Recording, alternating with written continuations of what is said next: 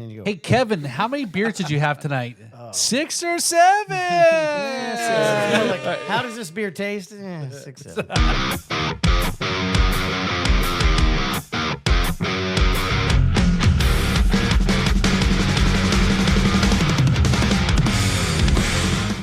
Good evening, ladies and gentlemen. Hey, my name is Kevin McLaughlin, and this is the Riffs and Rhythms Podcast, and I'm Paul Robertson. Hey, how What's you up, doing? Paul? Doing good. This is scary. How long are we going to be able to hold this up? Who knows? I don't know. Should we go ahead and tell them right off the bat? It's our Halloween episode. Yes. And I'm really Paul, dressed as Kevin.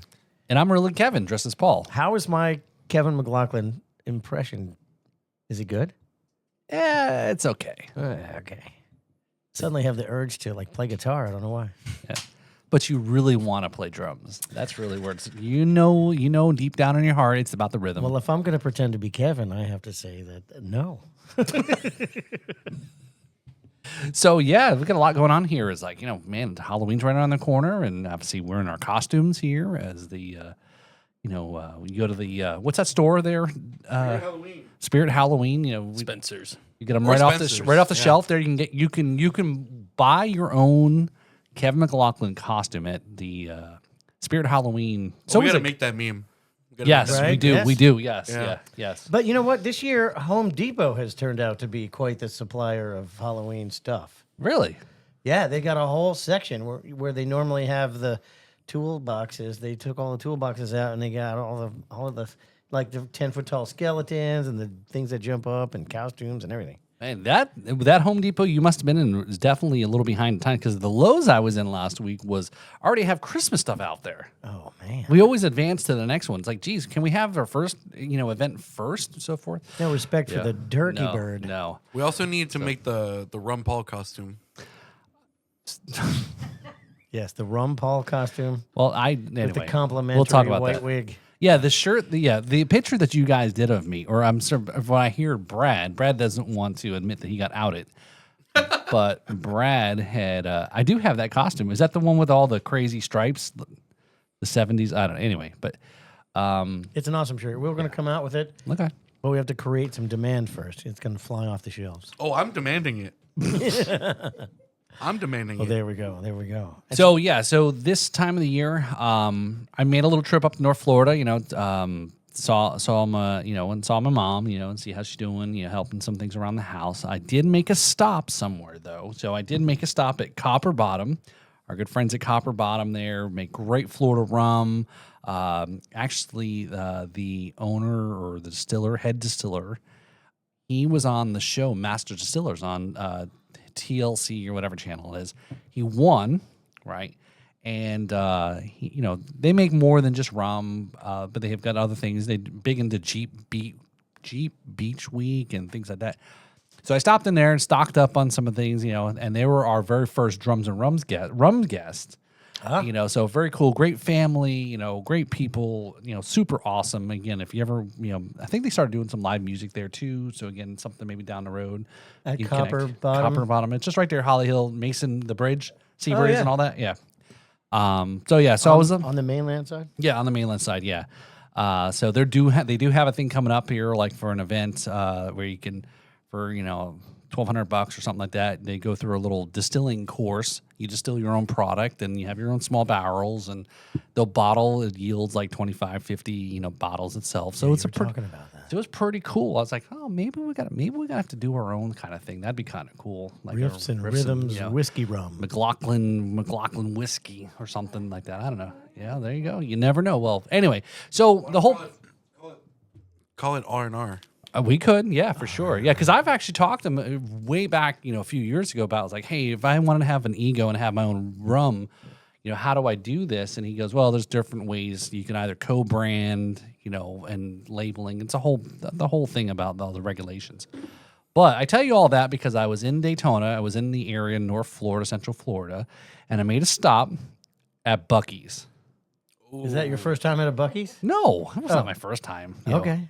And I did bring some things back. Do you remember your first time? Did you hook up with some beaver there? Nice beaver. So I did bring back some Oh, I love that stuff. The beaver nuggets, right? Beaver So nuggets are again, good. so yeah, beaver nuggets. So I'll Beef throw it. nugs. I'll throw it over to Devin because I know Devin's a Bucky's virgin actually. Oh, So you've never been to Bucky's?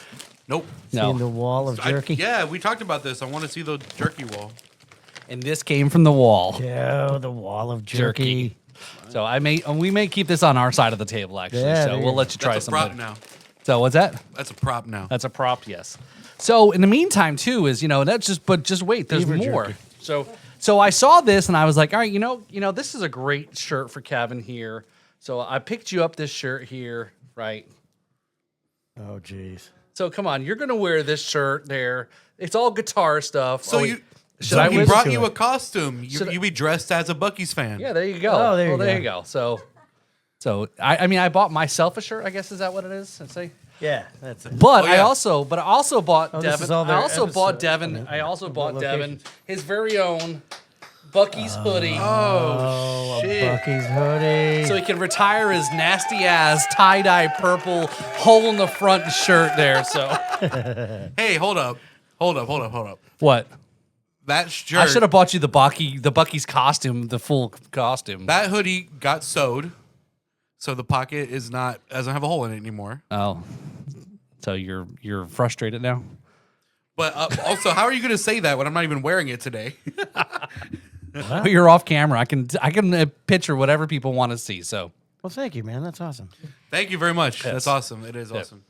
here you go. So, I'm gonna be. I'll send I'm you the gonna- bill. I'll send I'm you the gonna- bill. This is going to increase my imposter syndrome. Oh, perfect. That's what's all we aim for, right? Yeah. Something like that. So guess what? What? We have a guest. Oh, yeah. Oh, yeah. I didn't bring anything for him. Why, though. why don't you introduce our guest, Paul? I'll share the Bucky's. The beaver nugs. The Buck Nugs. I don't know what those things are, man. So, yeah. So we have a guest on the podcast here. We connected with him via social media. A couple of the other, posts and videos we've done in other shows. Reach out, which is cool. People want to come on our show, which is like surprising, Yeah, right? that's kind of cool. Usually the time we have to beg people to come on the show, but so we started chatting a little bit about he's local here, West Palm area. We've got on the show Shane Escoda. How you doing, Shane? Thank you. Yeah, Thanks for so much for having me, guys. yeah. So we were talking a little bit before the podcast started, and we do a little bit different show. We just kind of hang out, talk shit, and drink. Right? So is that okay with you? That's more than enough to satisfy my podcast thirst. Right on. Excellent. So yeah, Podcast thirst. So this is one that to be honest, right? So that's how we met over. This is the first time we've actually met in person. We've Yeah. exchanged a couple messages over social media. So to be honest, I don't know really much about you. So here you go. Introduce yourself to the world. Yeah, my name's Shane Escoda. I'm a singer-songwriter. I started taking music seriously when I was like 19, something like that. But I've been singing and playing guitar since I was like 10 years old. And most of my success has been found on like social media and not so much the local scene or not so much the local scene, but I'm basically like a busker who does live performances online instead of like on the corner, And sometimes I'm doing them on the corner and on the live stream, so it's. Have you messed around with Reddit Live? Because No. a couple years ago, when Reddit introduced their live streaming platform, all I saw on there was like 90% musicians and DJs. No, I've never even heard of that, honestly. I do mostly TikTok live streams. Okay. And yeah, that's basically what I do. I'm really focused on recording music right now and just trying to get the best possible record out there, Okay. records. Other than that, yeah, I'm still on the journey, and I've got tons of stuff to talk about. I'm excited to be here, and yeah. Awesome. So you got to have a lot of followers and views on TikTok before you can go live, right? Not necessarily. I think it used to be like you had to have like 1,000 followers to even unlock that, I mean, it's really easy to get 1,000 followers. You can go the route of just following people and hope they follow you back, which I don't recommend because that will it'll kind of make you look like a spammer to the TikTok algorithm. So best way is to just, post every day at the same time, be very consistent, and yeah, you'd really be surprised on what you can accomplish just by, just from the comfort of your own home, and so what you were asking if I have a lot of followers on TikTok, I have 1.7 million followers, but like TikTok, when you have on TikTok, when you have a lot of followers, like it doesn't really matter too much. Like if you stop posting, if you're not posting every day continuously, like you can easily lose your momentum and still have like 1 million followers and get like not too many views. I've said this before to people that the weight of the follower is like a lot less on stuff like TikTok. Exactly. Yeah. It Like really the value. is. No offense to you TikTokers out there. No, 100%. But the value, they're weighted a lot less. Yeah, definitely. Like compared to like somewhere like Instagram, which is basically everybody's like world profile. Like, oh, this is me. This is like for a lot of people anyway. The followers count for a lot more there. But when it comes to TikTok, like what I do is I TikTok live. So I'm very consistent with my TikTok live streams. And TikTok live streams are kind of like the biggest the best well-kept secret when it comes to like funding your musical endeavors, whatever they may be. Like I don't see how anybody can make any excuses in today's like with today's opportunities that are just right in front of you. With social media, you can easily just press the go live button and have your guitar or play some music, do karaoke style. Like if you're sounding good and people like what they're hearing, they're gonna stick around. And if they're sticking around, you're able to kind of funnel them through to all the different avenues that you got going on. If you got music, if you got merch, all that kind of stuff. So a lot of people will try to something I've noticed is a lot of bands and musicians will focus a lot on getting out there and performing live, which is great. That's 100% the best thing to do. As long as you're capitalizing on it with content in this day and age, it's great. But if you're going out and you're going out there to perform and you're having a good time, that's fine. Just do it for fun. If you're not, trying to get some content out of it, like I don't see how you're going to really grow by just going and doing local shows. You will grow, just not as fast as you could possibly grow on social media. Like posting your show content is great because that's going to get people to your show. 1,000 views, you're not going to have 1,000 people in one room at any given time. So yeah, there's a lot to break down, but yeah, that's the way I'm like looking right now at the local scene, and I see a lot of people just overlooking social media. All right. So when you refer to the local scene here, what do you define that as right now? Right? The local scene for me is kind of an underground scene, a more down south from Miami up to Palm Beach. I've been involved with some underground scene shows and shows such as Grunge is Dead. These are just things that like you only know it by word of mouth, and it's kind of fun that way. But as far as the local scene, I see a lot of cover bands up north, Port St. Lucie, Tequesta, Jupiter. I really, cover bands are great. As far as like the scene for me, it's kind of just like West Palm is like like the go-to scene, Lake Worth, Propaganda, those kind of places, and Respectables. I like Propaganda and I like Respectables. Yeah, like that's pretty much like the places I'll go to, and I got a friend that DJs at Respectables. some more places down south. Yeah. Okay. Mickey's Biker Bar. Yeah, right. Performed there recently. Pompano. Yeah. And I forget the other one, but it was one like near South Beach that I just performed at. Okay. Oh, okay. With, it was Ashes, I think. So do you know Apostoli? So he's more Miami based there, right there in the poster. No, Okay. I mean, He's like I'm not as Yeah. involved as like I might seem with Right. the local scene because like I said, like I'm not like in a band right now. I Mhm. have my own stuff going on, and um it's hard to find musicians who are in Jupiter, or that's where I'm from, and who are my age and who are, consistent and good and are willing to like put everything into this, you know what I mean? So sorry, I check a few of the boxes, but not all of them. Okay. Okay. Sorry. But yeah, So you're right. So okay. So again, back up then. Right now, you're performing solo. I'm performing solo, but I have friends who I'm like, oh, hey, I'm doing a live stream concert on TikTok. Want to come over and, just play. And they're musicians who will just, Okay. they just can do it. They don't have to really rehearse. They'll know what the songs are. And these are my drummer who I always hire for drumming. He's a friend of mine. His name's Marcus Lee. He's one of the best drummers around. He's in a band called NME. It's a cover band in Port St. Lucie, and yeah, he's toured around the world. He's just a magnificent drummer. Bassist is John Snow. He's another guy who stays active playing the bass. Really talented. Yeah, I know John.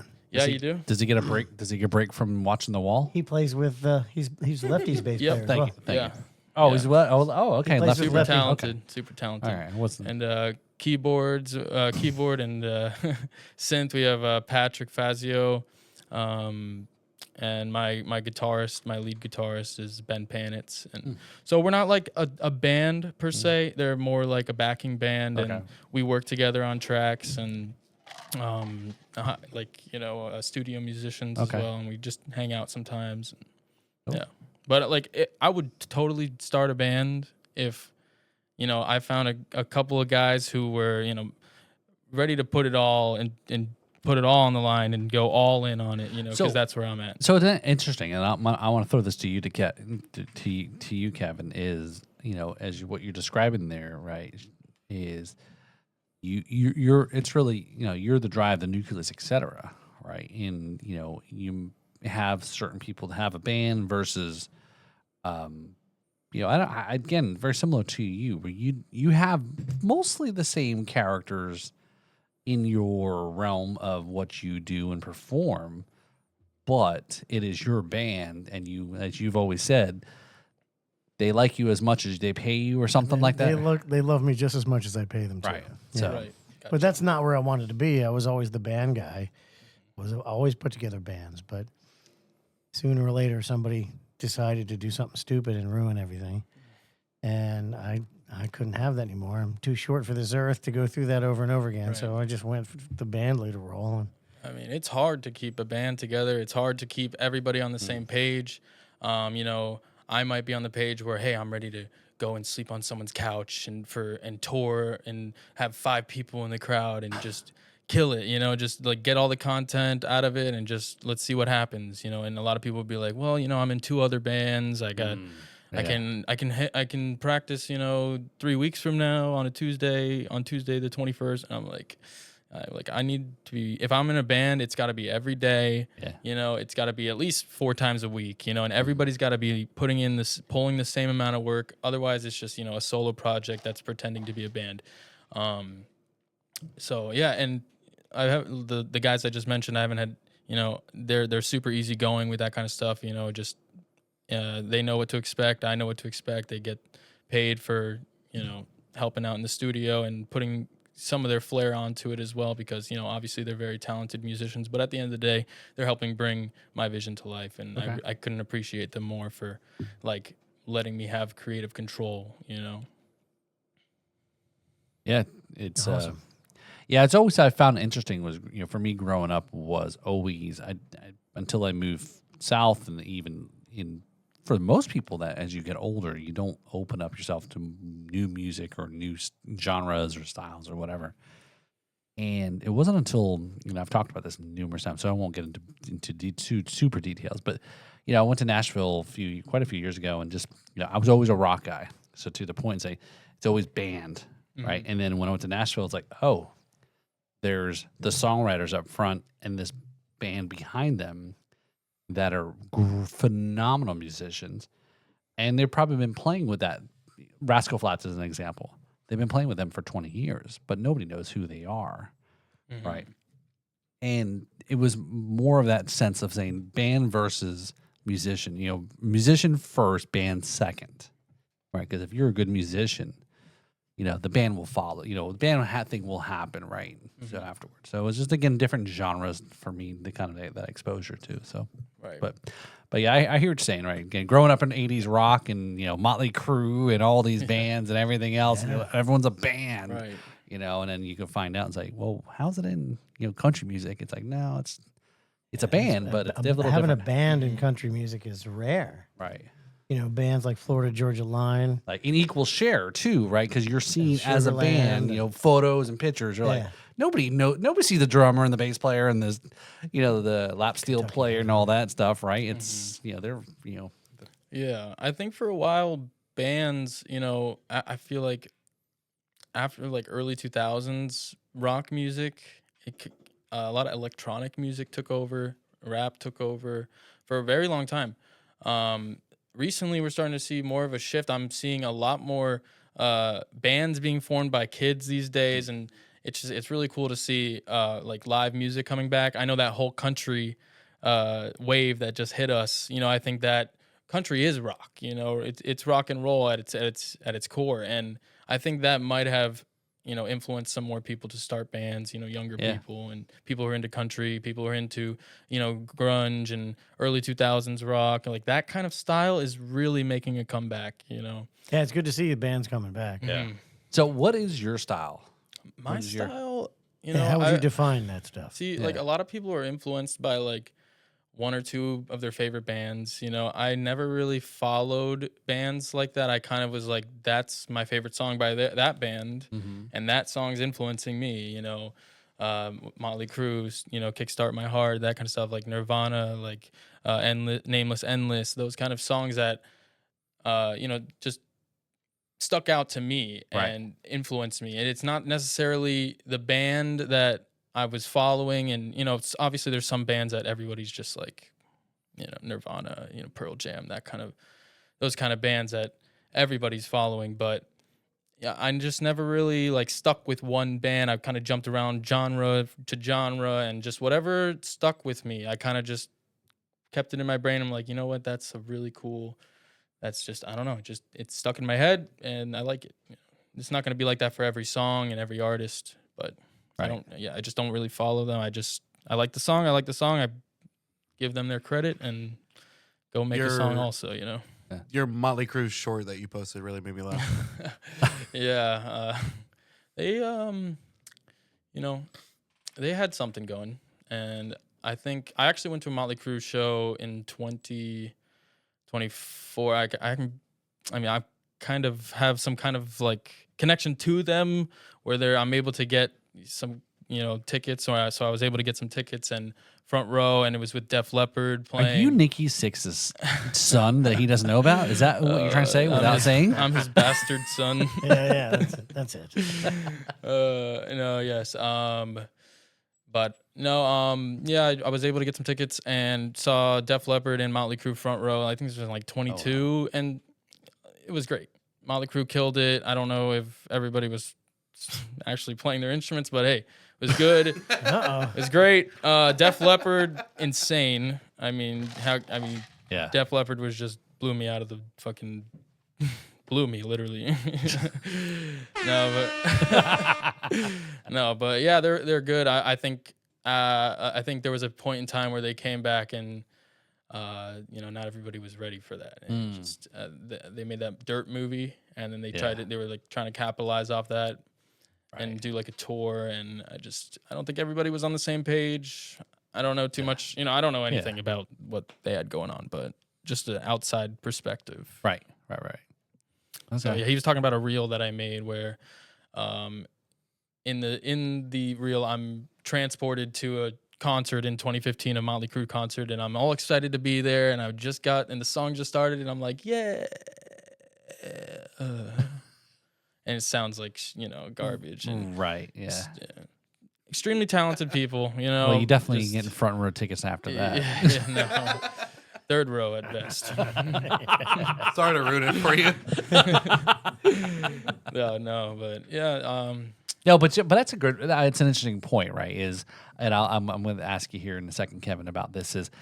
Growing up, watching following a band or musicians over the years, right, and then going to see them many years later. That's one thing is I've never seen Motley Crue, and I will not see Motley Crue today because of those reasons. It's going to be an expectation that I am not going to enjoy for the amount of the price of the tickets. Now, I ask you this question now, because I know you recently just purchased some tickets to see Rush, right? Is going in, how is your expectation when you see this show coming up in Madison Square Garden? These Well, guys, my thought is this: anyone who is going to see Rush and expects them to sound like they did 15 years ago is going to be disappointed. fair. Part of the whole deal, I mean, 1/3 of the band is different. They're adding a keyboard player. Geddy's older; his voice is not the same. They're going to be playing homage. It's almost like they're going to be a tribute band to themselves. Right. So what you have to do is you got to go because you're a Rush fan, not because you want to hear it just like the record, because that's not the way it's going to be. Yeah. That's fair. All right, that's fair. Yeah. That's 100. But the thing that I know, having followed Rush for as long as I have, Right. and knowing what little I do about Alex and Geddy, is that they're doing it for the right reasons. Yeah. So like a lot of my friends are like, it's not Rush without Neil. This is just like a retirement plan tour. Like, no, they're doing it because they want to play. Yeah. They haven't played out in 10 years. And part of the reason is because they didn't think it was possible without Neil, which is justifiably Right. Yeah. justifiable How do thought. you replace him? Right. Yeah. But that tribute concert to Taylor they played all, so they were like, wow, we can play and we can have fun, without Neil. And so maybe we should try it. And so after that, they started hanging out together. They started performing, and then of course the story with them finding Annika, made it possible.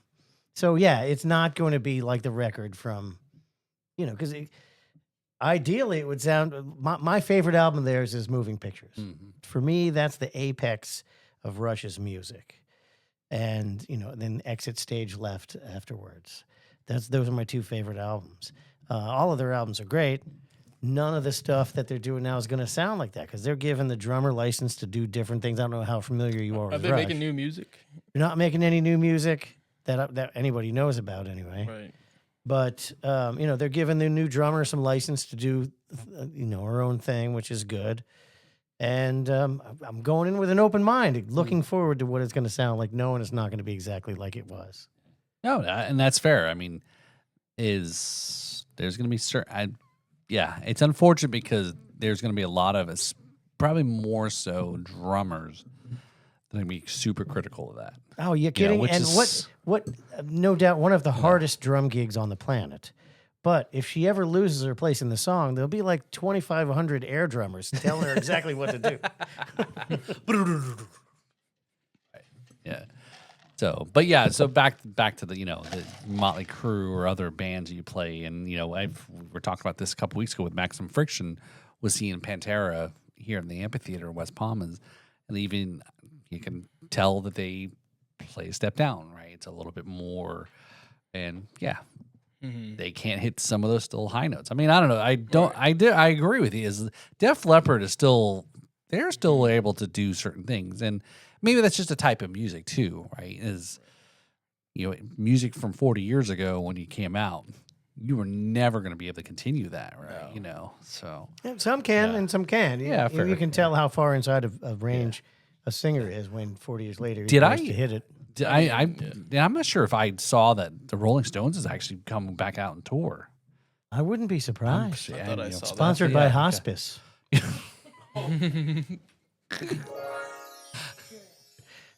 Making Yeah, coming to a retirement home near you. with no less than 50,000 beds. Extended life planning.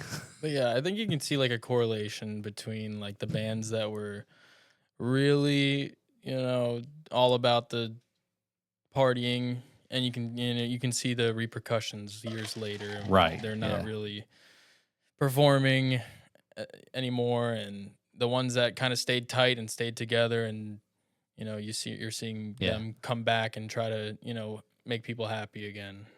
I think maybe an example for me that probably hits me a little close is like Bon Jovi, right? He had his throat issue, and he's like, yeah, if I can't do this, and so it's admirable to say I don't want to. If I can't be 110%, I Right. don't want to do it. Which it's got to be real tough as a musician. Bon Jovi's great, but he never could hit his own notes live. yeah. So But I think they're going. I have a feeling.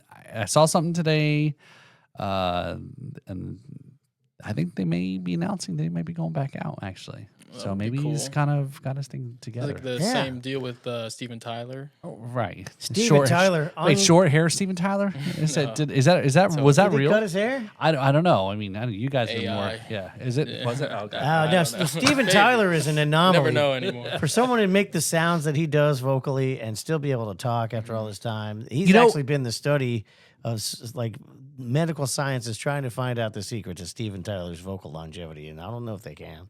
Do you know the band Hollywood? Is it the Hollywood Undead or is it Hollywood Vampires? Something like Is that with what's his name? The actor? Johnny Depp, Johnny right? Depp. Yeah, I think so. Jeff mean, Beck was in there for a little while. What I'm surprised is like, Keith Richards is in that band. That should be the band. Like, Alice Cooper's in that band. right? Yeah. Or maybe they really are for real vampires. They then. could be. That's Definitely. their secret to longevity. Well, for Essence of Gelfling. Keith Richards for sure. So. Yeah. But yeah, so Shane, so I guess where did you say your style of I hate to put genres or labels on it, but to kind of for people to kind of get a feel for what you're. To tell you the truth, like that's something that I've been asking myself. That's the same question I've been asking myself because I will jump around, so I really don't have a set genre. As far as music that I've put out, it's one of my more recent songs is kind of a 90s feel, maybe like a Blind Melon kind of feel to it, Okay. My favorite song is No Rain, so that song has had a big influence on my style. Something else, I do some like grunge rap songs as well, and just meme songs, like songs that people will use on TikTok to, make a video over or something like that. Funny songs, maybe. Any viral hits? I haven't really tried to make them go viral, really. But I'm hoping that something will happen soon. There's things are ramping up with Instagram and TikTok lives and all that kind of stuff. So hopefully, things can ramp up with that. But those are songs that I've made 6-7 years ago, and now I'm ready to just put out my stuff that I've turned into a different artist over the years. So I'm ready to put that stuff out, really polish the things and making it sound just making me happy at the end of the day, because I don't there hasn't been a time where like I've left the studio or I've gotten out of my home studio where I'm like, like it's not like exactly the way I need it to be. Like there's something missing. And part of it was me going into it unprepared, maybe not rehearsing as much as I should have been. And so these are all things that I've learned along the way, and I'm just ready to implement my new regimen or whatever you want to call it with recording. Yeah. So in my opinion, recording is step one with any project that you're trying to start. You need to be recording. Right. If you're writing, get the songs recorded and then try to make something happen with the local scene. Try to make something happen with your songs that are out. Put them out. Make some videos to them consistently, and you'll see people will start to give the feedback, and they'll use your sound as well on different apps. And from there, if the song is good and it has a a good hook to it or something in it that people can use in their own videos, you'll see that, organically it can just blow up that way. So the best way for someone to find out what you sound like and know what your genre is to hear you. So how can someone find you on TikTok? Right. So on TikTok, TikTok has like a For You page kind of thing. If you are keeping people entertained, it's going to show you to more people. So it's one thing with the For You page, like the regular For You page for videos, right? If someone likes your video, TikTok's going to be like, okay, so this person liked the video. I'm going to show it to someone with similar interests, and let's see if they like it. And if they like it, they're going to show it to 10 more people. If those 10 people like it, they're going to show it to 200, 300, and so on and so forth. With the same thing, the cool thing about TikTok by itself, not including Instagram or any other streaming sites that I don't really know too much about, all the other ones like Twitch and Kick and all that. But as far as TikTok goes, it's the same deal with the For You page. So if you're keeping people entertained, the people that are, when you first go live, TikTok shows you to like 100 people. If those 100 people swipe out of your room, TikTok algorithm's going to be like, all right, like this person's not entertaining. Like they're going to have to start doing something to keep these people entertained. So until then, I'm not going to really show them to that many people, So if you're able to keep them entertained and they stick around, it's going to show, it might start with 10 people, but it's going to show it to another 10 people and so on and so forth. And before you know it, you have like 300 people in your live stream sitting there just watching what you have to do. You know what I mean? So that's what I was talking about earlier with how there's no excuse for musicians today to not get their music heard, to not be able to get their music heard, because you can easily just from the comfort of your own home, now it is, you have to get 300 followers on TikTok to go live. It might even be, you don't even have to have a limit anymore. I'm not sure. Right. But that's the very best way to get a cult-like following, absolutely just the best following possible, because 1,000 dedicated fans is way better than even 100,000 followers. Yeah, right. You know what I mean? Right. Yeah. And that's so, like Devin talked about, right? Is the trick about, depending on what you're going after, if you got 10 million followers on, let's say, YouTube or whatever the platform, especially YouTube, because there's a difference about that. But then your watch time is so low, and we've talked about this on numerous, social media episodes and so forth. We talked about is 10 million followers. So this is where the rub is. Is it unethical or whatever you want to call it, cheating, that if you paid for followers or subscribers, and I know YouTube's mostly, they're really strict about it, but if you're, if you're doing podcasting, YouTube, or for advertisers, sponsors, etc., they see that 10 million followers or subscribers on your YouTube channel. Oh, they're but if they don't, if people aren't smart enough to look and say, how much watch time do they get? How many actual views are they getting on the videos? Because that's really engagement, right? That's the part that people really are after, right? You 100% agree. If you got 1,000 people that are dialed in, that's multiplied by this, then yeah, you've got a locked in niche kind of situation. So, and we've even talked about even some guerrilla stuff. Where about, what'd you say, Jason Derulo had a while back, right, Devin? Who was it, Jason Derulo? I don't know. I'm not Jane Goodall. I don't know much about gorillas. Jason Derulo. I don't know much about gorillas. But I didn't Jason fucking Derulo. say. Rest in peace, Jane Goodall. Jason Derulo, I think, was doing that thing. Are you aware of this? I think it was mostly on Instagram, though.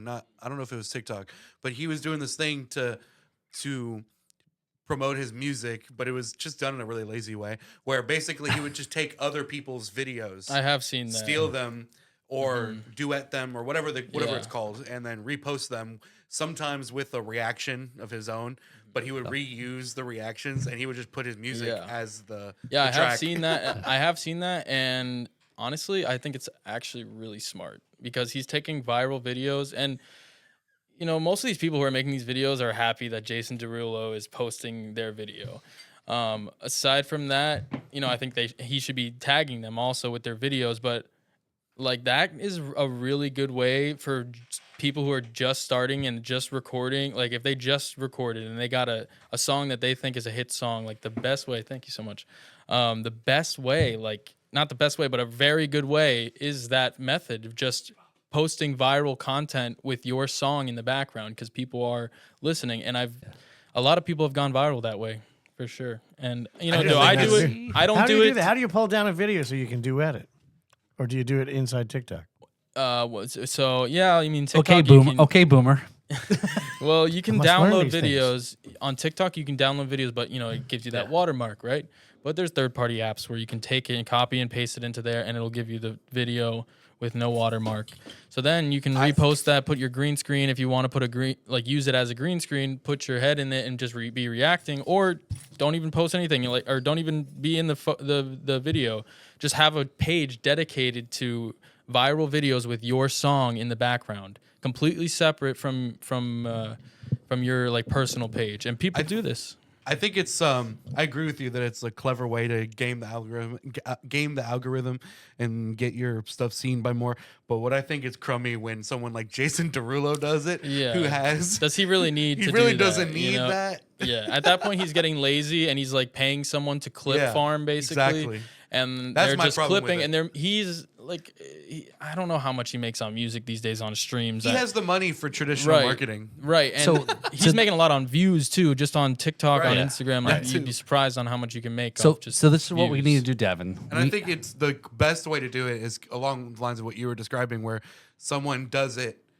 They could do the same thing, but their own video and their own music and their own reaction. You don't have to steal people's stuff. Yeah. Just posting like the video. Like I don't do that. I have thought about it, but it definitely is a good way to like just put your music out. And I don't mean you're not really. I guess you're stealing content, but at the end of the day, everybody's just taking viral videos and reposting them. Like if it's a video that everybody's seen of like a grandma falling off a falling in a pool or something like that, and then a squirrel jumps on her head. You take that and people are watching it and they're listening to your song at the same time, so you're getting a stream. I think it's a little crummy, and I don't do it. I want that on the record. I don't do it. Content theft on the internet is kind of, there's like a gray area with it, because some people upload things because they're making it a career. If they're making it content, right? Whereas other people upload things just to upload it, make and it's money for off the views, universe, and just like they'll upload it just because they're clipping and they're like, oh, no. I mean that too, but I mean like that's content. Mm-hmm. I'm talking about there are people who just upload stuff because they're not content creators. They just they're just posting stuff on their social media page, just having fun, and sometimes those things can become viral, like meme pages. Well, even those are intentional, right, for gating views. I think a lot of those people are looking at the money and how much you can make off views on viral videos, and a lot of they're not trying to make have a social media presence for themselves. They're just taking stuff that other people have made viral. They're aggregators, exactly, and they're just kind of they're sitting in the way of they're just trying to grab a few dollars here and there. And there's people who do this professionally. People who do this professionally, and they're literally meme middlemen. Right, exactly. Did this turn into a Ghost in the Aux podcast here? Did he just take over our podcast here? No, he's got some no, this is good. input. No, it's this is some good insight for us old farts here. Is like, I don't know if you guys know this. Well, wait, hold on. He was touching on a really important part, that there's a lot of big meme pages are actually like owned by the same person, owned and run by the same person or company. And there's some of them that go public, like was that one? Go public, like they have an initial Like they have a public face offering or a name, a brand, and they also share they're memes. not traded on the New York Memes Stock are Exchange. memes are or something. Memes like are. that. There's one. Yeah, I'm trying to think of what's the other one that's like. It's like popular. fuck something. Fuck Jerry. Fuck Jerry. Yeah. That's one. That's Yeah, one of them. like Fuck those kind of Jerry. things. There's like a lot of meme pages that are just a company, and they'll run like a few Oh dozen. yes, I see what you're saying. Yeah, Yes. they'll run a few dozen meme accounts under different names, but they're all the same person. And they're basically doing what I was saying with music, but instead they're selling a product, you know, and they're like running ads on their own page and like, when you have millions of followers on Instagram, like you can easily, you know, make a few bucks. And now the thing is, well, I want to say it's new, but it's not even that new. It's old now. But now the thing is, especially on Instagram, where you can post multiple slides on one post, they'll post like 7 memes, and then the last buy my page shirt, is buy like shirt. an ad Follow for, or like follow us or yeah. like go I to get this you a page. coupon on Yeah. Sheen for $10, or like Rainbet or Yeah. something, one of those online gambling things. I can't get away from the online gambling ads. Like, I'm thinking I'm watching like a cool video of like a panda eating a freaking bamboo or something, and then Rainbet flies across the screen. Like, place your bet $10 and get free $50 intake. I'm like, what's Will going the on? panda finish that bamboo stick? But I wanted to touch on Bet something on it you now. said about buying followers, and I think that people have caught on to that. They caught on to that a long time ago, and they know when your engagement is real, and you can see how many views you're getting and stuff like that. But not everybody is like that. People will see 1 million followers and be like, "Oh, 1 million followers," and like, just be like, and not have any idea what that actually means. Deal.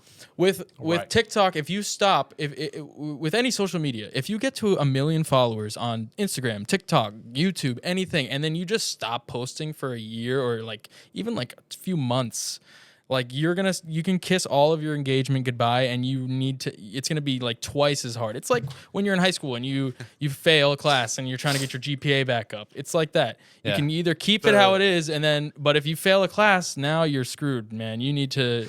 The one exception to this rule is JonTron. Do you know JonTron? I don't think I do. No. Old school YouTuber. Makes a lot of. Used to be a lot of gaming centric content, but it's evolved a lot over time to where he does like sketches. They're all like personality driven, like Smosh, that kind of scripted like things. PewDiePie, those kind of old ones. But JonTron specifically, he's notorious for that, where he'll go months and months without uploading anything because he puts a lot of time into the production of the thing he's making, and then he'll drop a banger video and it gets 10 million views, and then you don't see him again for 6 months, 9 months. At a certain point, it gets to a certain point where like it doesn't really matter how much you're posting. If you have a cult-like fan base, 10 million followers, they're frothing at the mouth for your next video. You know what I mean? They're not forgetting you. But if you're just like a person who's posting memes or like something that's not too personable, or you're not really giving any like content that has any value, like people are just gonna see you as another person they see in your For You page. Like, there's a difference between like the person who's like built a brand image almost for themselves and a following that's attached to that, and then just the random uploader. Yeah, and So random uploaders, and then there's like the sellouts that are like. So can you let the old guys talk now? Yes, Yeah, yes. sorry. All right, thank you. Yeah, it is our show. Formal after all. invitation to come on Ghost on the Ox. Hey, relax. We got content going on here. Well, we're learning about content, right? So here's one, Devin. I don't think Kevin probably is aware. I only know it because of my kids. Is 6'7". Yeah, 6'7". 6'7". The new know South about Park 6'7". episode. So the best part was the South Park did it. They added in their last episode there, funny. South Park, and of course I called my kids into the room. They're not kids anymore, but like 19 and 20.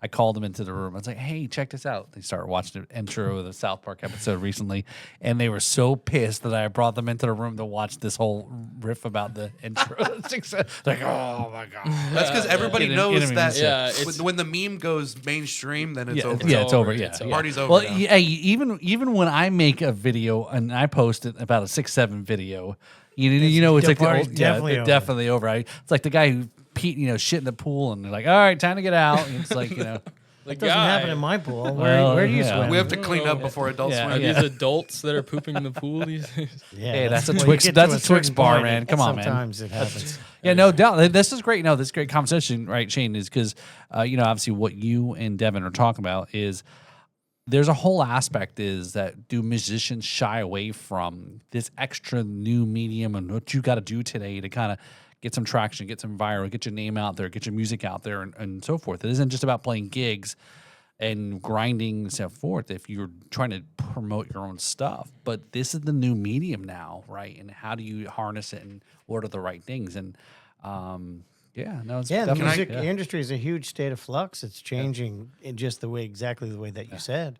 And record companies don't know how to deal with it. Yep. I mean, and anymore, record companies are pretty useless because all they do is sit around and wait until you've done all their work, and then they try to take all your money. Yeah. And it's like, why? Yeah, I think the new age is, it used to be record label and huge artists, and I think that now it's going to be, there's a ton of artists these days. Everybody's doing music, and everybody should do music. But there's so many musicians, there's so many artists out there, and what I think it's going to end up turning into is a bunch of, artists who have a good fan base, or like a very supportive fan base, but not like a super viral fan base like Post Malone or Sabrina Carpenter. Don't get me wrong, those people are still going to be there around, but I think there's going to be more tight niche like fan bases for each individual person, and record labels like are just kind of going out of style, and people are waking up. And why would I've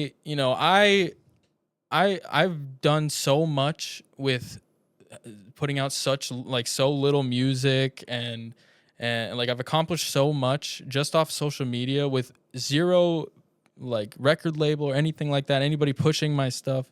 Like it's dead. Record labels are dead. Don't give into the hype of what they're going to try to tell you or what they're going to give you. Don't get me wrong, there's going to be some good deals, okay? You got to make sure that there's good deals. I don't have a record label. Nobody's ever offered me a record label. But Yet.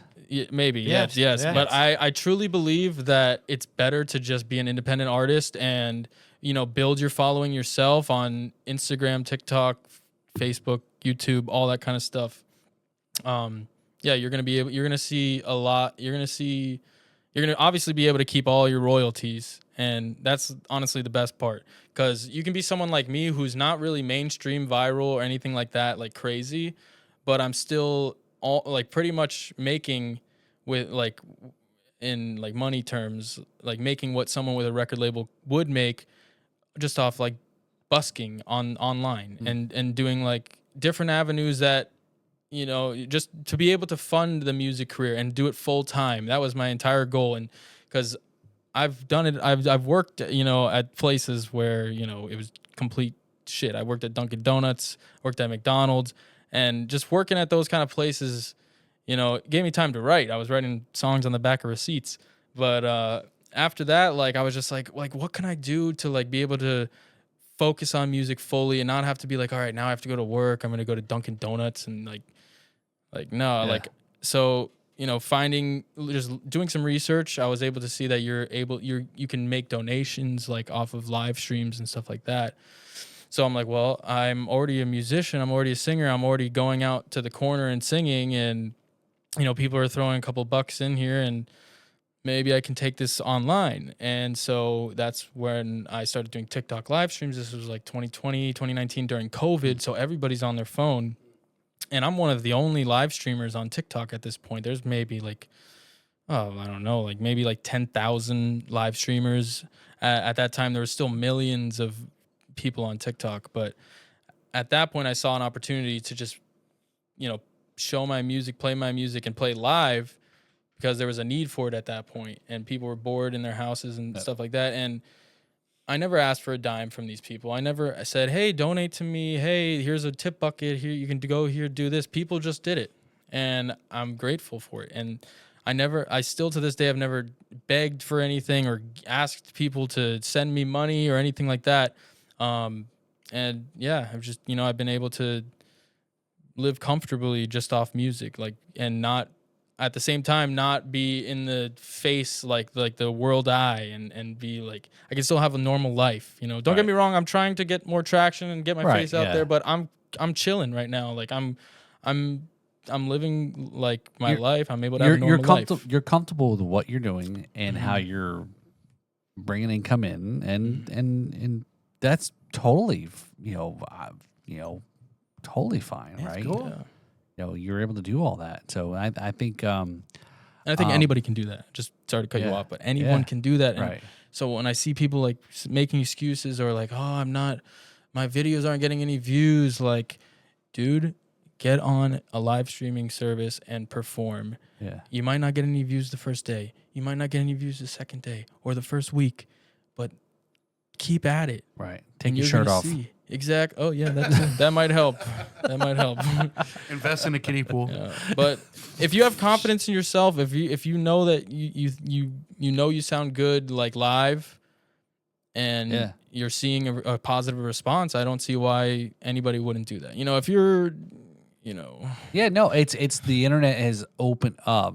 We've talked a lot about this, and it even goes back to everyone's thinking about the Justin Bieber and founding on the internet and the YouTube, and now the record companies, you said, Kevin, is like they don't know what to do because now the independences of record labels and all the money to go into it's a whole different world because of the access that musicians have to the public through social media. It's an entirely different world. Back 20 years ago, there was no access to the public. You needed to have a distributor. You needed to. It was hundreds of thousands of dollars to make a record, even back then. And the bar of entry was like really high. You couldn't go to all of the stores. Like if you walk up to Record Bar or Sam Goody's or whatever they were back then and say, "Hey, will you put my album?" They would laugh at you. But if you're Sony Records, we'll take 10,000.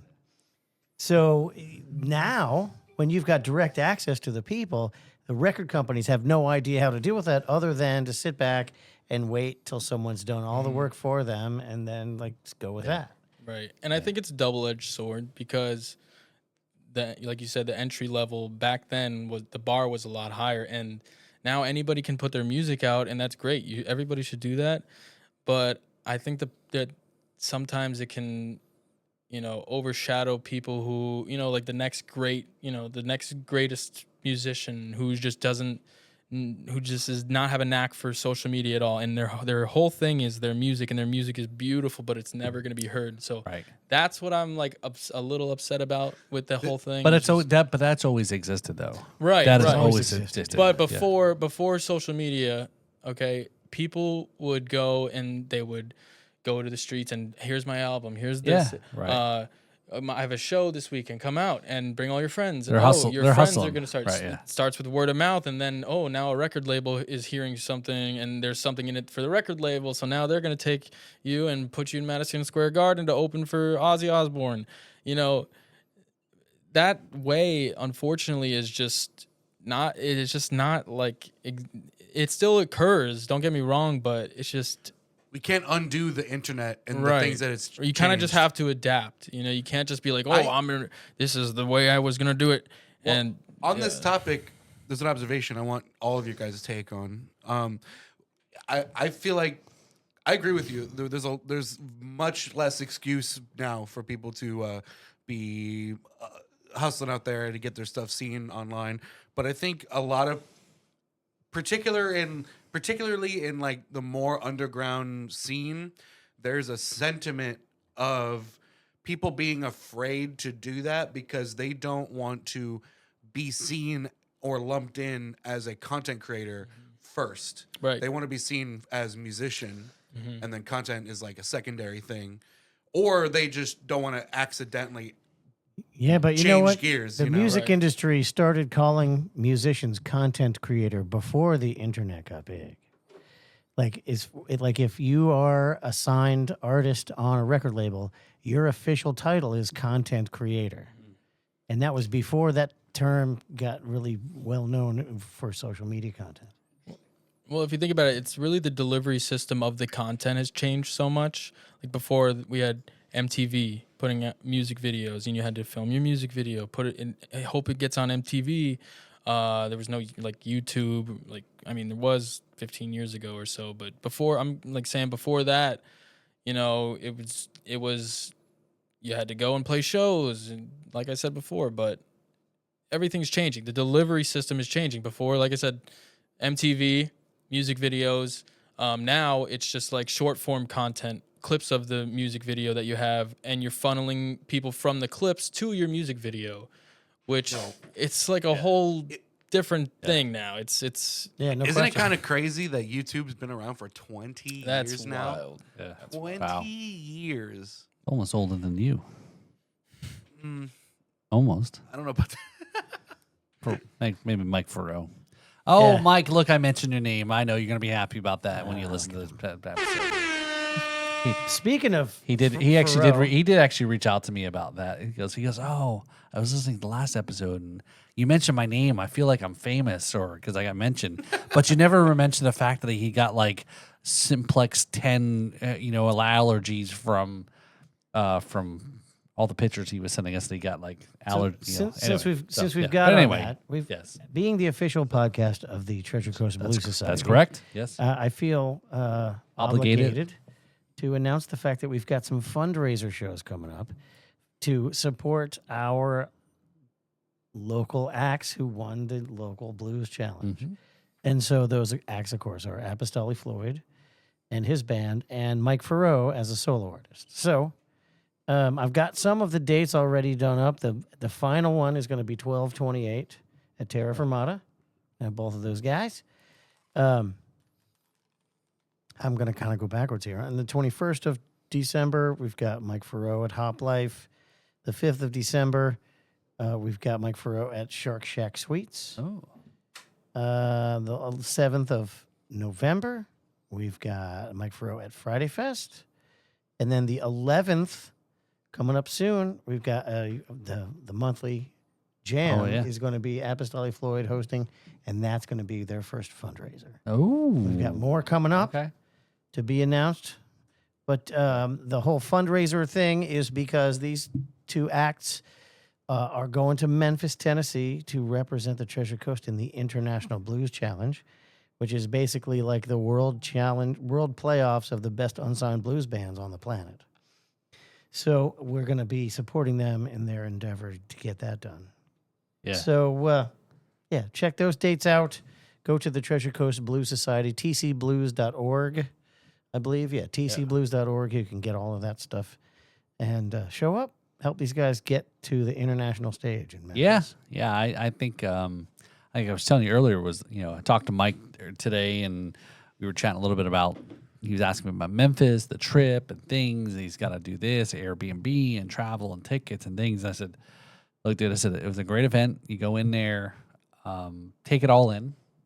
Yeah, go in that you're going to kick ass, right? Go in there, but then take it a whole weekend in. And I told him I said to talk to you about some tips and things to help kind of get some guidance and some Yes. what do we call you? Obi Kevin Kenobi. My IBC Padawan. Obi Kevin Kenobi. All right, That's me. Are you saying that Farrow is your He'll be your Anakin? my Padawan. Is your Anakin here? So Hopefully not Anakin. Hopefully he's more of a Luke. well, I know if he turns into Anakin, right? Darth We're all kinda fucked. Darth Farrow. Yeah. The blue side of the force. Yeah, his saber's blue. So yeah, there's that was a kind of thing. And yeah, I just played with Mike just this past week. Well, and it couldn't be Luke because Luke gets his hand cut off, so that won't work at all. yeah, that's true. And plus, he was trying to hook up with his sister, Yes. which I don't know. That's kind of on par for country Very stuff, Joe right? Dirt of him. Isn't that country stuff, or isn't he? That's some country stuff. That's deeper than country right there. It's West Virginia stuff. That's Ozark down home grassroots music. Yeah. There. But yeah, I just did a gig with Mike there. Like talked about the Jupiter Farms Fest. So that was fun. We had a blast. It was a good little event out there. And community thing and stuff. Great. I'm trying to get the itch. Kind of get out there and play. Right. So interesting. What's going on with your beer bottle there? It's excited. Really, geez. That's some pre-foam. Yeah, little pre-foam there. I do. Actually, I don't think I've ever had It's this right. beer It's before. one hanging over there by the fridge there on the edge, right there. Yeah. There we go. We got a church key in the corner there. Yeah, I just wanted to say something about what you just were saying about the itch for playing and Yeah. Dude, like when I am actually able to get like the band together and go perform, that is the ultimate reason why I'm doing all of this, to get to that point where you can just book, a theater and have your fans come out and show up and sing your songs back to you. There's no greater feeling. I have not experienced that. I just did a show in Dallas, Texas the other day, or not the other day, a couple weeks ago. I went there for a couple different reasons, just card show, a little bit of vacation, but I was like, you know what, I'm going to do a show in Dallas. And, I had like 25 of my like biggest fans come out, and a lot of them already lived in Dallas. So that was why. But it was just a small room, like maybe like just twice the size of this maybe. And everybody's singing my songs back to me. Like the feeling is just unbelievable. And that was the first time I've ever experienced that. So to scale that up is the dream, to just have like, be able to fill like a small, venue with like maybe Small stadium. Yeah, that's the dream. But just even like a room with like 100 people, of your closest fans, like Small arena. Yeah. yeah, like I just think that that's the ultimate goal, and the feeling of being up there with the adrenaline, and you end up sounding so much better than you ever thought possible. I don't know if this is a universal experience, but getting up on the stage, like I feel so confident with my voice, and I feel like something comes out of me because it has to sound good in this moment. But Was it and back to energy maybe? Yeah, it's the energy that the crowd is pointing at you. Exactly. And you turn it into music and give it back to them, and it's an energetic conversation. Yeah. It's very hard to capture that when going to the studio, like, and to get into that headspace. And I think everybody deals with that. Yeah. But Right. But if there's a way, somebody tell me. Well, I can tell you from the opposite perspective, as someone who normally performs live, and then COVID shows up, and all of a sudden, instead of working the crowd, I'm romancing the phone. It was bizarre. And the first time I did a show after live streaming every other day, it was weird. Like, I went through the same thing again. Like, I've been performing my whole life. Why is this weird? Oh, people are looking. So I had to go back like through the same learning curve to do what I always did. So yeah, the two things are completely different animals. Right. Yeah. Like when you're talking about, like, if you're comparing performing live in front of people and seeing their expressions, feeding off their energy, comparing that to like performing to a phone, it's not the same at all. No, I say, this is my saying. It's a little bit off the edge, but making music is a lot like making love in the fact that it's way more fun when there's other people there with you. Yeah, way more fun. Yeah, I was going to say, when you made the reference to romancing the phone, that had different connotations. But anyway, speaking of that, so Shane, so we got a couple segments here with a MVP. This is our shout out there. Somebody, again, you want to recognize. Again, this is the way we thread the community together. Shout out other people, in the local scene, et cetera. Or maybe it's the music teacher back in elementary school. Yeah, I mean, I think that some people that I like stand out to me, and some of them are my friends, in the local scene, especially around here. Gunnar Gill, excellent drummer, songwriter, guitarist. He's a just multi-instrument artist, guitar, bass, does it all. He's a one-man band, and then he has he has his band as well. They perform. Gunner Fest is coming up soon, so you guys can check him out on Instagram, Gunner Fest, or Gunnar Gill on Instagram, to get tickets to that. I'm not sure exactly where it is, but you guys can find that out. And yeah, and then I got some bands I want to shout out. Featherweight band. I haven't even seen them, but I saw a video of them on Instagram the other day performing down in Pompano, and I don't know, their song was stuck in my head. It was just like a quick like chorus, and I was surfing the other day and I found myself singing and humming their song, and I was like, I don't even know this band. I've never seen them. I just saw a clip of them.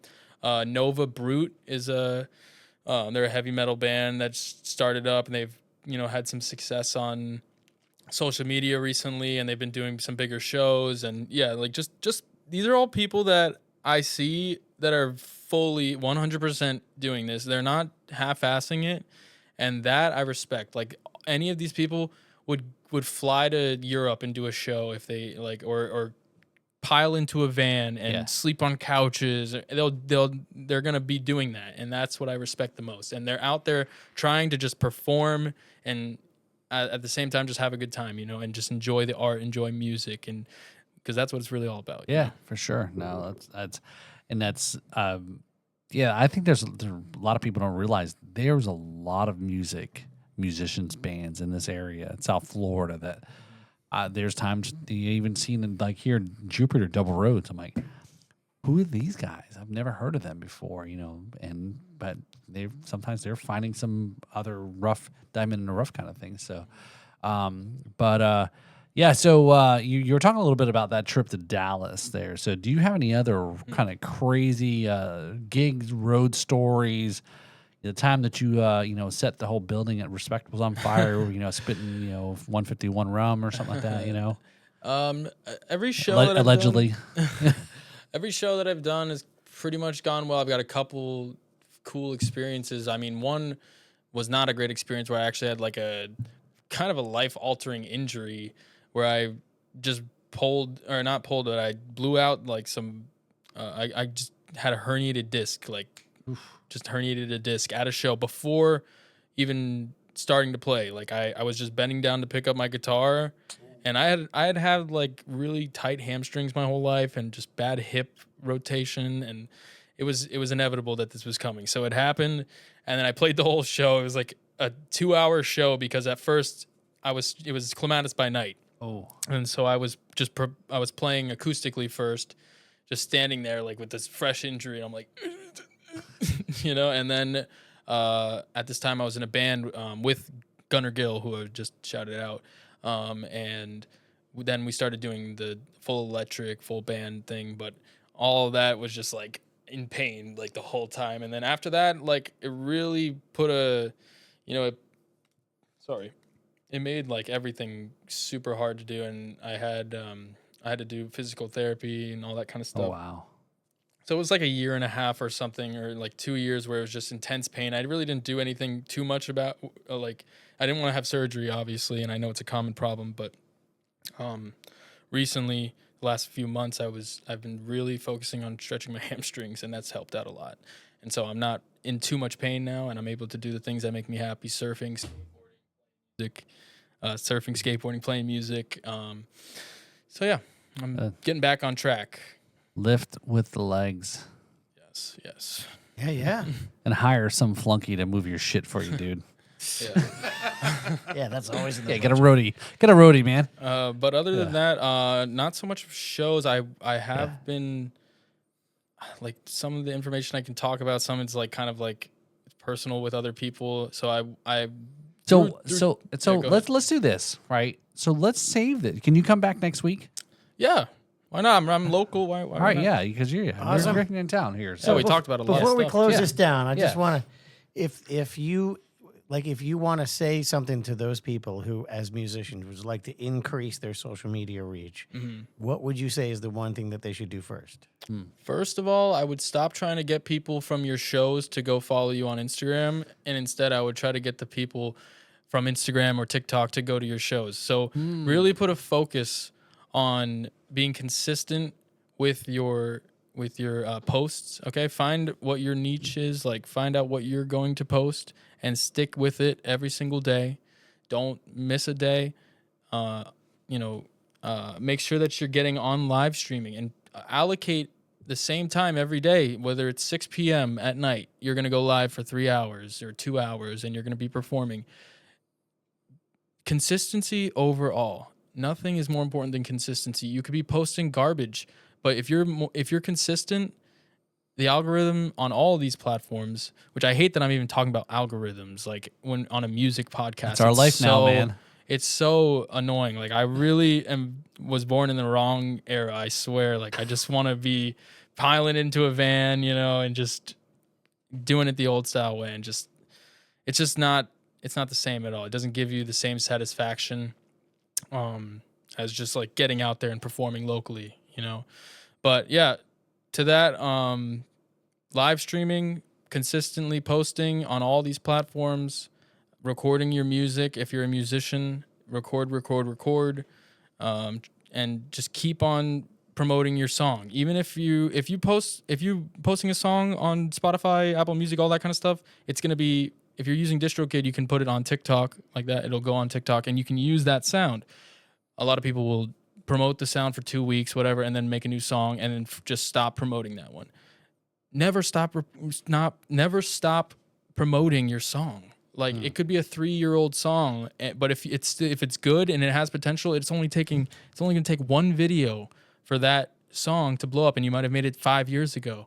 Doesn't matter. Keep promoting your songs. Don't just stop promoting the song just because it didn't do well. Keep promoting it as well as promoting your new songs. Just pile content on top of each other. Post 3 times a day if you can. If you have the time to put into this and 100%, utilize it. Utilize every second of it, because it's never been easier to get heard. So I would say, are you on TikTok? Right, you're on TikTok. I post on TikTok every day. So I would say that as an experiment, right, Devin, is we need to dub or duet or stitch or whatever, right, the terms are. Take your Beer 30 song. My Beer 30 song is available on TikTok. Right. And let's stitch some beer drink. We can do one tonight.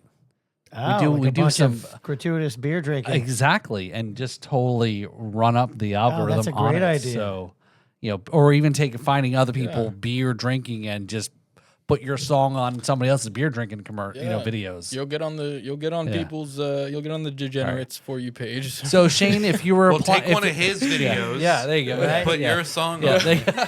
Now Beer 30's been getting popular. Yeah. So I think that if you wanted to promote that song and you wanted it to go viral, you could make it go viral. There's steps that you could take. There's always a possible route that you can take to make that happen. And if you're mouthing your words and you're drinking, or if you're trying to, put some message out there, you don't know what's going to happen. It's like the lottery. Maybe it will get 1 million views and then your life has changed forever.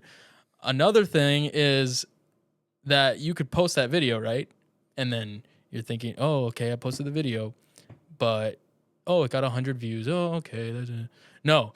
You need to post that a similar type video tomorrow, and then be like, all right, I didn't get it today, like I'll do it tomorrow. And that's something a little different. Exactly, right? And it's just a never-ending cycle until you are actually getting the results. So I think we found our social media manager for the podcast. Like I said, I'm always here to lend a hand. I don't want anything in return.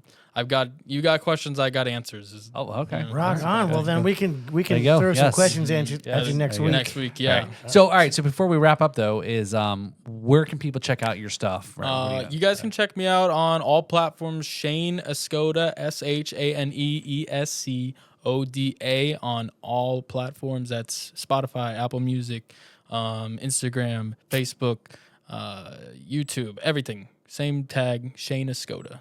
Yeah. All right, there you go. Appreciate you guys. Yeah, for rock on, sure. Shane. Yeah, we'll put the link in the description or Thanks. whatever the kids call it these days. Here, so. Yeah.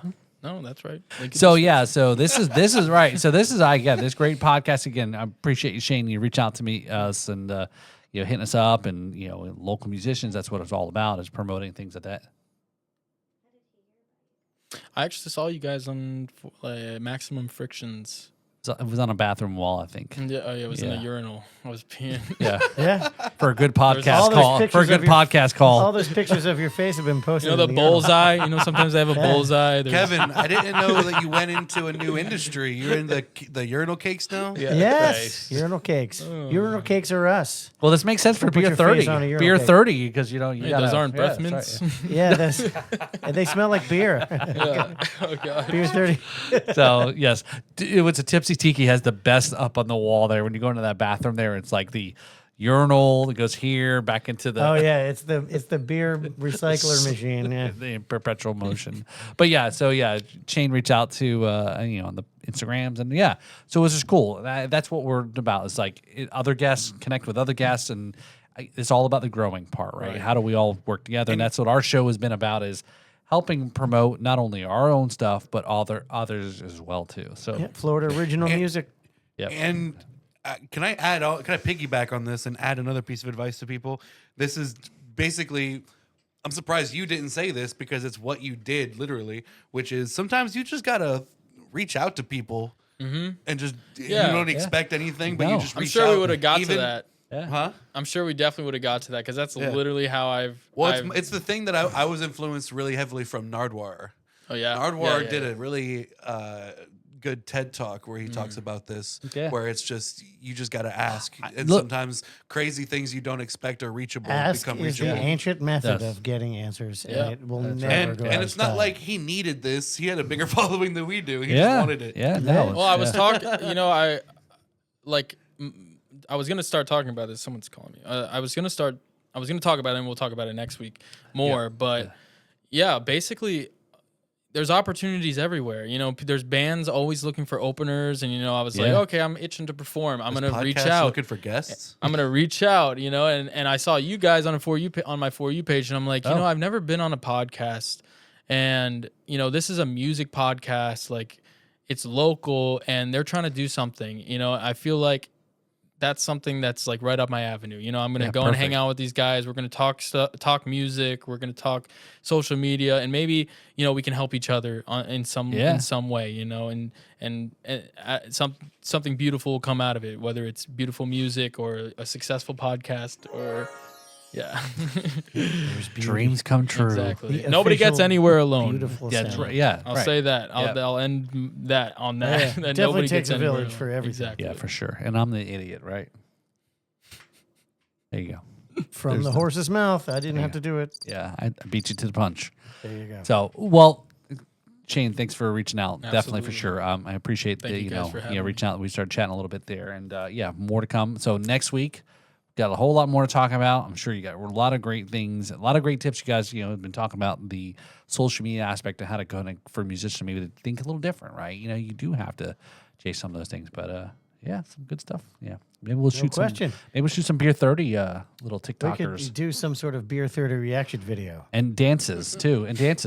Yeah, the Beer 30 dance is currently under production and will be available at a line dancing Well, studio I was near you. Well, I was hoping you get some Beer 30 dance videos at the Biketoberfest. That would have been You great. just gotta find the newest TikTok dance to do that, The new, God. or make your own. You gotta start the your own trend. Biketoberfest dance is you start off walking really fast and then you go too fast and then you go. Hey, Kevin, how many beers did you have tonight?